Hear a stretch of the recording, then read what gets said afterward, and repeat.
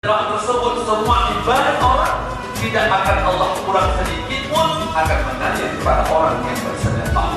Sedang jemaah dimanakan Allah. Yang kedua kembali yang tadi ialah pesan Nabi bahwa sebab kemiskinan yang tinggi itulah orang yang bodoh. Nah, bodoh itu dalam keadaan jahil. Orang yang pikir jangankan surga, surga pun tidak dapat.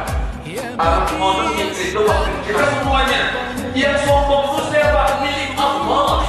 Maka diambil oleh iblis la'anillah, dibagikan kepada kita semuanya supaya Allah maka ansur bertambah-tambah diberikan Allah Subhanahu wa taala. Kemudian yang keempat lagi, apa pesan daripada Sa'ani kepada khas muslim? Jangan pernah engkau berkawan dengan orang yang bodoh. Ya, memang mau bodoh.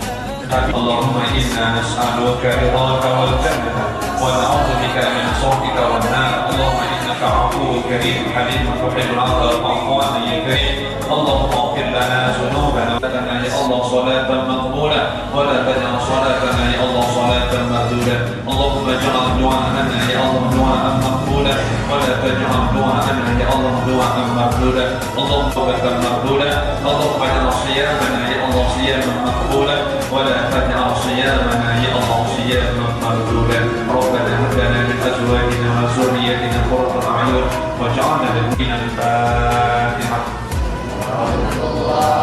أعوذ بالله من الشيطان الرجيم. بسم الله الرحمن الرحيم. الحمد لله رب العالمين الرحمن الرحيم مالك يوم الدين إياك نعبد وإياك نستعين. حبيبي